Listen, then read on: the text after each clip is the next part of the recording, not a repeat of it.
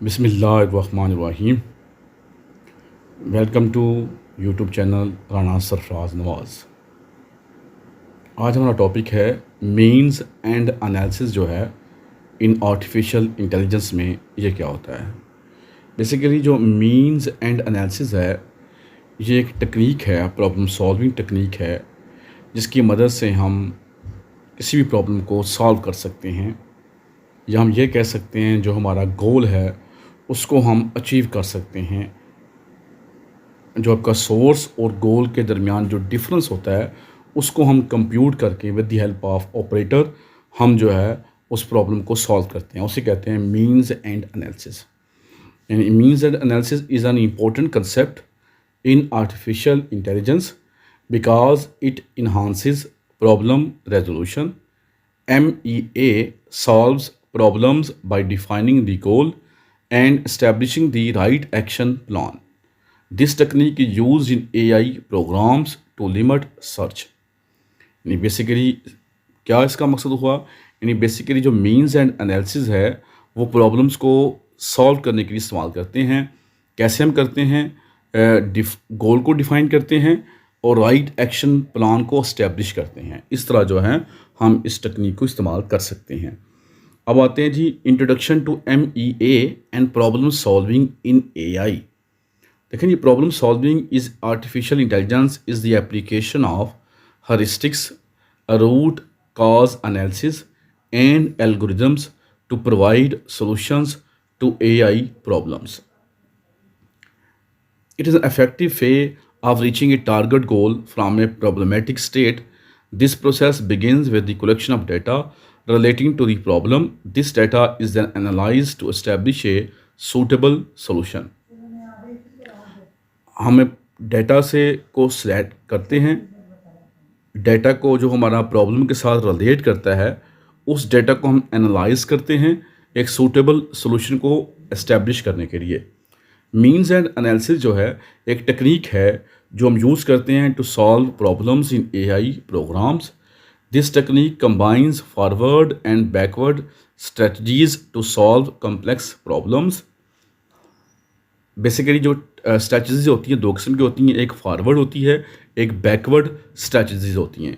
इन दोनों को हम मिलाकर कॉम्प्लेक्स प्रॉब्लम को सॉल्व कर सकते हैं। Complex problem can be tackled first, followed by smaller ones. In this technique, the system evaluates the difference between the current state or position and the target or goal state. पहला जो steps होता है कि हम देखते हैं जो current state है और जो गोल स्टेट है उनमें क्या डिफरेंस है, उसको हम एवेल्यूएट करते हैं।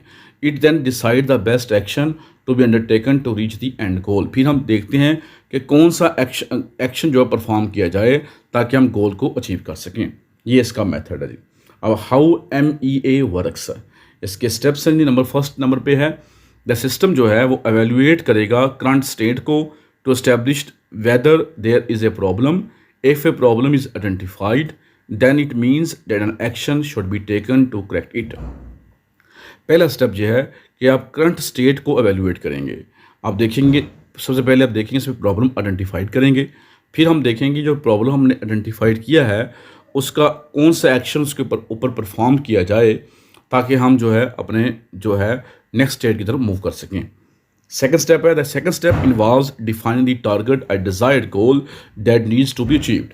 सेकंड स्टेप में आपने ये बताना है कि आपका डिजायर्ड गोल क्या है, आपका टारगेट क्या है जिसको आप अचीव करना चाहते हैं। नंबर थर्ड पे टारगेट गोल को आप स्प्लिट करते हो इन सब गोल्स में that are further split into other smaller goals. इन टारगेट गोल को आपने सब गोल में किया, फिर सब गोल को मजीद आपने स्मॉलर गोल में किया ताकि आप जो है अपने आसानी से अपने टारगेट गोल को अचीव कर सकें।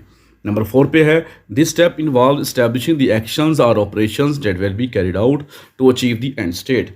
तो इससे क्या होगा कि आप उसके ऊपर एक्शंस परफॉर्म करेंगे, आप उसके ऊपर ऑपरेशंस परफॉर्म करेंगे जिससे जो है आप एंड स्टेट को अचीव कर सकते हैं।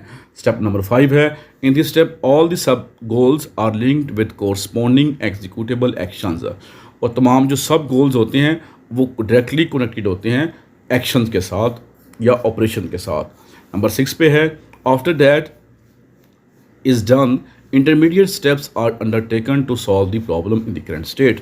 The chosen operators will be applied to reduce the difference between the current state and the end state. Number 6 पे जो हुआ कि हम उसके ऊपर ऑपरेटर्स डिफाइन करें, जिस तरह डिलीट का ऑपरेटर होता है, मूव का होता है, ताकि हम जो है अपने गोल स्टेट को अचीव कर सकें।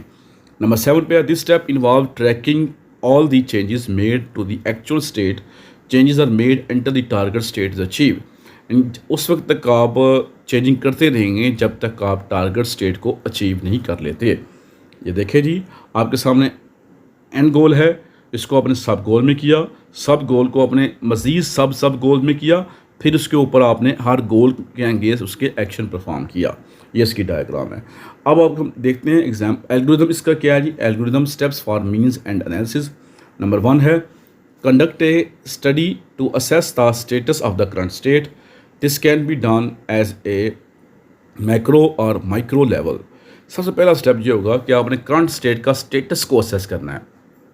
Number 2, capture the problems in the current state. Current state में क्या प्रॉब्लम है उसको कैप्चर करेंगे और डिफाइन करेंगे टारगेट स्टेट क्या है हमारी। इसको आप मैक्रो या micro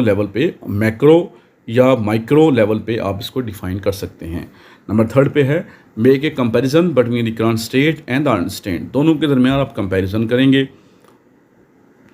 if these states are the same, अगर ये स्टेट सेम है then perform no further action, तो कोई एक्शन परफॉर्म नहीं होगा। अगर उनमें डिफरेंस है तब जो है उसके ऊपर आप जो है स्टेप नंबर 4 की तरफ मूव करेंगे।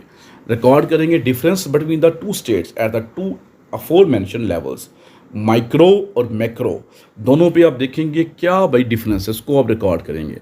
फिर जो है स्टेप नंबर 5 पे है इन डिफरेंस को आप इनटू एडजस्टमेंट में ट्रांसफॉर्म करेंगे पूरी करंट स्टेट।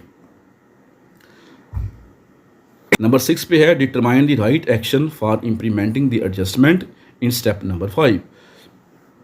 स्टेप नंबर 5 में आप राइट एक्शन को परफॉर्म करेंगे। Execute the changes and compare the result with the target goal. अब चेंजेस जो उसमें हुई हैं उसको आप एग्जीक्यूट करेंगे और रिजल्ट को कंपेयर करेंगे टारगेट गोल के साथ। अभी भी कोई अगर स्टिल डिफरेंस है करंट स्टेट और टारगेट स्टेट के दरमियान, तब आप कोर्स को करेक्शन करेंगे अंटिल दी आप एंड गोल को अचीव कर लें। एग्जांपल देखते हैं। हमारे पास इनिशियल स्टेट ये है। इस इनिशियल स्टेट में एक सर्कल है, उसके अंदर एक डायमंड सा बना हुआ है और ऊपर एक आपको डॉट सा सर्कल नज़र आ रहा है, छोटा सा फिल्ड सर्कल ब्लैक कलर का। ये हमारा इनिशियल सोर्स है। तो आप इस इनिशियल स्टेट्स हमारी ये है और गोल स्टेट हमारी ये है कि हमें सर्कल चाहिए और ऊपर हमें डायमंड शेप चाहिए। तो हमें ये हमारा है। तो हम क्या करेंगे, सबसे पहला स्टेप्स क्या है हमारा, डिलीट ऑपरेटर हम इस्तेमाल करेंगे। डिलीट के ज़रिए हमने जो ब्लैक जो है उसको हमने रिमूव कर दिया है, क्योंकि जो हमारा गोल स्टेट था आप ये देख सकते हैं गोल स्टेट में हमारे वो ब्लैक कलर नहीं नज़र आ रहा है, इसको आप डिलीट से रिमूव कर देंगे। रिमूव कर दिया आपने, ये आपके पास आप रही है। अब इसको आप मूव ऑपरेटर लगाएंगे। मूव के ज़रिए जो डायमंड है उसको आप जो है पहले आपने डिलीट किया, फिर आपने मूव किया, ये डायमंड जो है ऊपर चला गया आपका। अब ये जो शेप बन चुकी है ये आपका जो है आप देख रहे हैं, ये आपका गोल स्टेट आपके आ चुकी है। इसको आप एक्सपेंड करेंगे, यानी एक्सपेंड का मतलब ये है क्योंकि हमारा जो डायमंड था वो स्मॉल साइज़ में आ रहा है, इसको आप एक्सपेंड के ज़रिए आपका डायमंड का साइज़ इंक्रीज़ हो जाएगा तो गोल स्टेट आपको मिल जाएगा। तो ये आपका गोल स्टेट आपको मिल गया।